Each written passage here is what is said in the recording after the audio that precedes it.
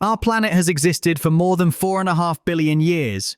Throughout that immense span, continents shifted, life forms rose and fell, and great civilizations flourished and vanished. Yet some traces remain, the ruins of monumental structures that once stood in full glory. Today we will peer behind the veil of time, to see ancient monuments as they appeared in their prime, not as the broken remnants we usually observe. This video is an attempt to resurrect ancient appearances, not with fantasy, but grounded in archaeology, history, and science. We will journey from one corner of the Earth to another, and each landmark will tell not of decay, but of its original beauty in stone, metal, and pigment. Remember, what today looks like shattered ruins was once a marvel. Our first subject is a monument everyone has heard of, yet none have seen with their own eyes. If you asked anyone familiar with ancient wonders, name one of the 7 wonders, many would immediately say, the Colossus of Rhodes.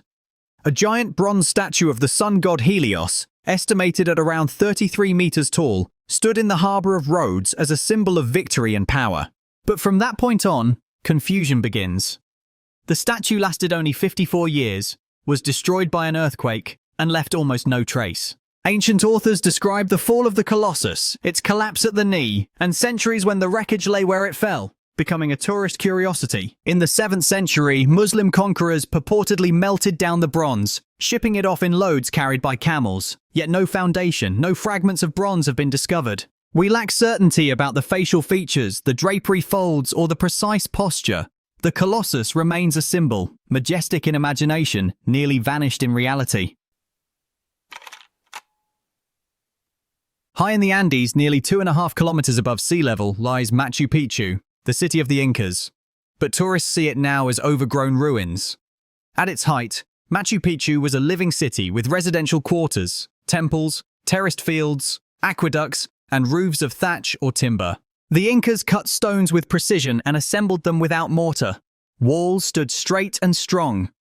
Some surfaces were finished with plaster or a lime wash.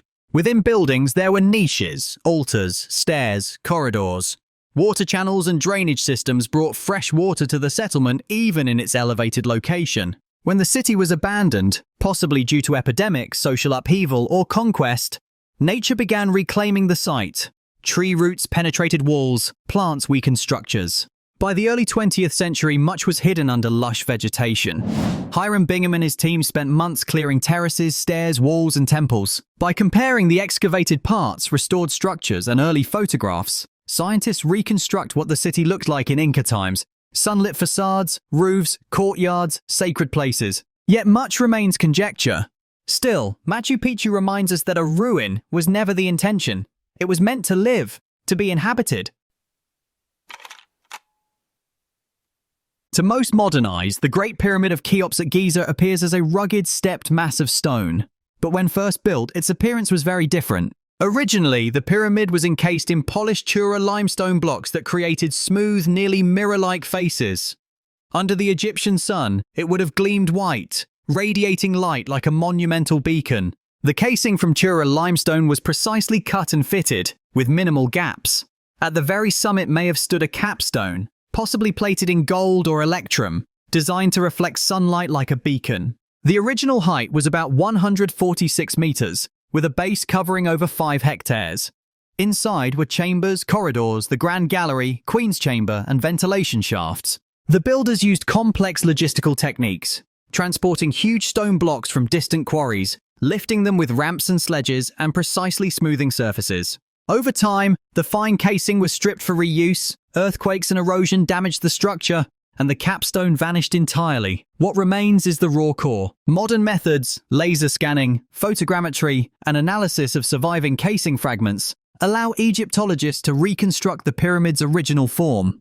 Digital models restore the white brilliance, not the rough blocky shape we see today. Roman emperors appreciated luxury, but Neron went further. After the Great Fire of Rome in 64 CE, he built the Domus Aurea, the Golden House, in the city's heart. The palace covered perhaps 100 hectares. Interiors were lavish with marble, frescoes, mosaics, jewels. But what truly captivated was the engineering audacity. The highlight was an octagonal banquet hall that reportedly rotated. Ancient writers, Suetonius, Tacitus, describe petals drifting from the ceiling, scents misting, and gradual turning of the hall as guests dined. The mechanism likely ran on hydraulics or water-driven devices. Archaeological excavations have revealed the hall's footprint and parts of the plumbing, though the actual turning mechanism is lost. The palace included gardens, swimming pools, artificial lakes, fountains, and golden statuary. After Nero's death, later emperors buried or dismantled the site. Many decorative elements were mined for reuse, and the land was overbuilt. Today, visitors explore subterranean corridors, see fragments of frescoes and structural layouts. Scholars reconstruct interiors based on ancient texts, surviving architectural features, and analogies to Roman engineering. Domus Aurea remains a testament to the fusion of art, architecture, and spectacle. Modern visitors to Athens see pale ruins, yet in antiquity, the Acropolis was vibrant with colour. Temples, friezes, pediments, columns all were painted with blues, reds, golds, and blacks. The Parthenon itself bore coloured sculptures and reliefs. Beneath its roof stood a colossal statue of Athena, likely gilded and inlaid with ivory, whose eyes might have held precious gems. On the Acropolis also stood the Propylaea, Erechtheion, Temple of Athena Nike, and altars. Walkways displayed painted reliefs. Columns bore decorative motifs. Light and colour were essential to the experience. Over centuries, invasions, conversions into churches or mosques, shelling and neglect stripped away pigments. In one dramatic moment, an explosion damaged the Parthenon when it stored munitions. Later, sculptures and marble were looted or removed. Weather and pollution faded or destroyed the delicate colour layers. Modern tech, ultraviolet spectroscopy, microsampling, and digital simulation reveals traces of pigments. Based on these, researchers reconstruct a coloured Acropolis on screens, showing vivid polychromy instead of bare stone. It transforms how we envision ancient Athens, not as a whitewashed relic, but as a shining, vibrant sanctuary of worship and identity. When you think of ancient Rome, the ColossEUm rises to the imagination. Today it is a skeletal shell, but in its prime it was one of antiquity's greatest architectural feats. It held up to 80,000 spectators. Its walls soared to 50 meters high, with arcades, columns, and statuary ornamenting each level. Inside were stairways, corridors, and mechanical systems. The floor was wood, covered in sand. Beneath was the Hypogeum, a labyrinth of tunnels and chambers where beasts, performers, and stage props were held. Lifts and trapdoors brought animals up into the arena. These mechanisms ran on blocks and counterweights. Portions of the Hypogeum survive and have been partially reconstructed. Seating was strictly ordered. The elite sat near the arena, commoners higher up, and women or slaves at the top.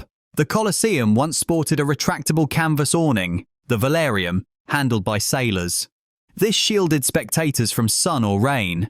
As the empire declined, the arena fell out of use, earthquakes struck, and then stones were scavenged for new buildings.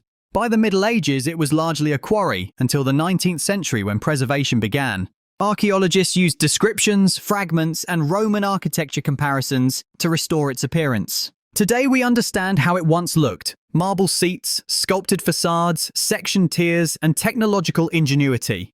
But while Rome's bustle masked many wonders, some lay hidden in distant forests. Deep in Guatemalan jungles lies one of the most significant Maya cities, Tikal. Now it appears grey and solemn, but at its peak in the 8th century CE, its buildings glowed with colours, stucco reliefs, carved masks, and geometric murals. The temples were painted red, white, blue, and black. Archaeologists have found mineral pigments on stucco fragments. Stone masks captured in high relief once bore painted layers. The central temple, Temple of the Two-Headed Serpent, rose about 40 meters, visible for miles. Nearby were palaces, plazas for ball games, altars, and carved stelae. Tikal's population may have exceeded 50,000. Its layout followed astronomical and religious principles. Rainwater collection systems and terraces prevented erosion, showing engineering mastery. At some point, the city was abandoned. Why? Scholars debate drought, warfare, overuse of resources, political collapse. Then the jungle reclaimed it. In the 20th century, archaeologists cleared terraces and temples. Using 3D scanning and pigment analysis, they've reconstructed not only structure, but original color schemes. Tikal was never grey. It was a city of red temples, sculpture, and spiritual life.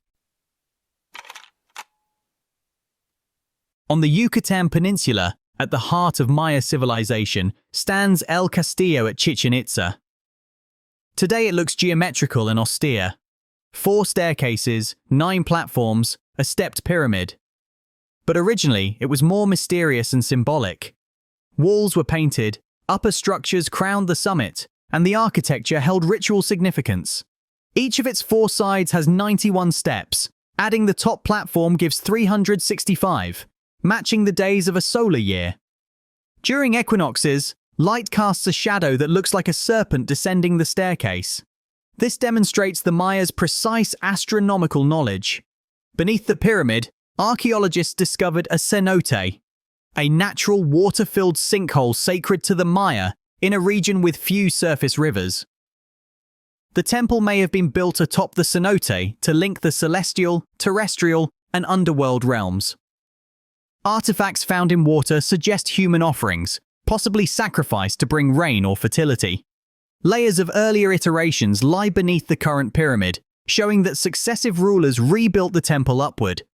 The decorative colors included red, blue, white, and decorative masks adorned stair edges and corners. Now El Castillo stands solemn and weathered, but originally it was a focal point for ceremony, governance, and observation, a place where beauty and dread intertwined. About 30 miles south of Baghdad stands a lone arch, the surviving remnant of Ctesiphon, ancient capital of the Sasanian Empire. Today, it is just masonry. But centuries ago, it was the gateway to a vast palace complex dazzling in its splendor. Within its walls lay halls with intricate mosaics, walls inlaid with glass and precious metals, and floors woven with patterned carpets. Byzantine and Arabic sources praise its symmetry, scale, and technological brilliance. The arch, Tag-e-Kisra, soared some 35 meters and led into a grand domed hall used for receptions and audiences. After the Arab conquest in the 7th century, Ctesiphon was dismantled. Reused bricks helped build new Baghdad. Only the arch remained, too massive to transport. Modern researchers study brick patterns, mortar composition, and structural remains. Using 3D modeling, they reconstruct the grandeur of the original space, a massive domed reception hall behind a monumental portal. Today, the arch stands alone, a fragment of imperial ambition beyond time. In northern England, far from Rome's heart, stretch the remains of Hadrian's Wall, one of the empire's grandest defensive structures. Today, it appears as scattered stones, but in its day, it was a statement of power and boundary. The wall extended about 80 miles. It included a ditch, a military road, watchtowers, and small forts, mile castles, every Roman mile. Larger forts like Housesteads and Vindolanda served as permanent garrisons.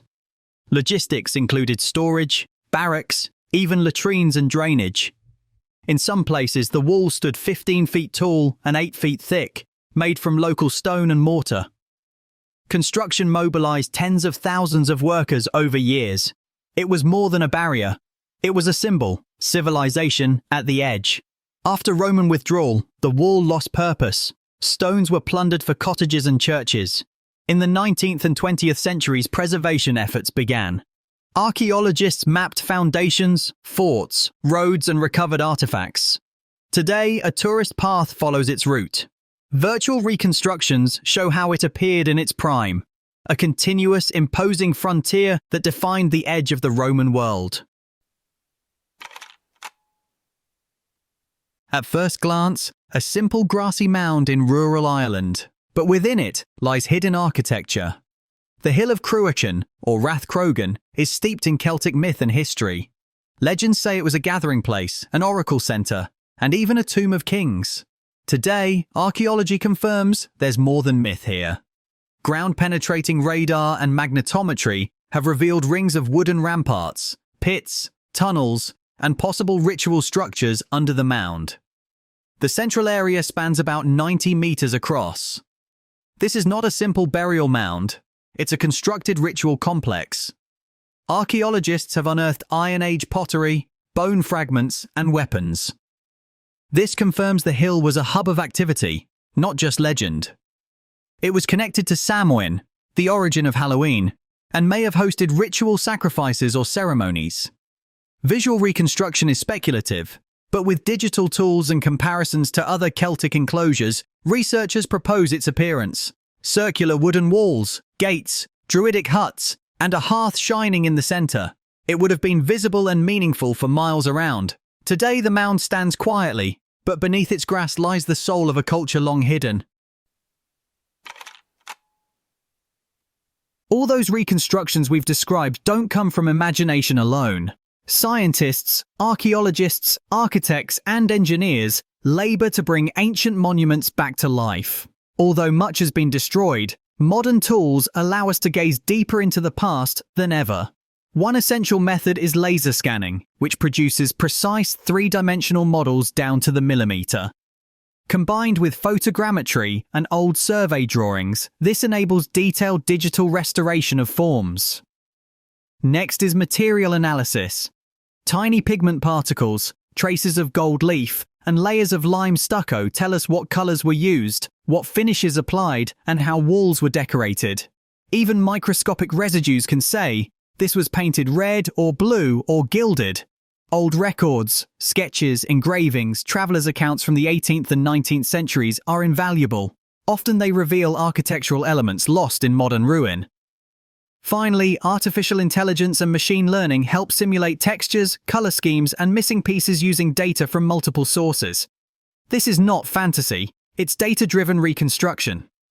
Every restoration is a conversation between past and present. Through science, we no longer look at ruins, we peer through time. And perhaps centuries hence, others will restore our modern cities just as we restore theirs.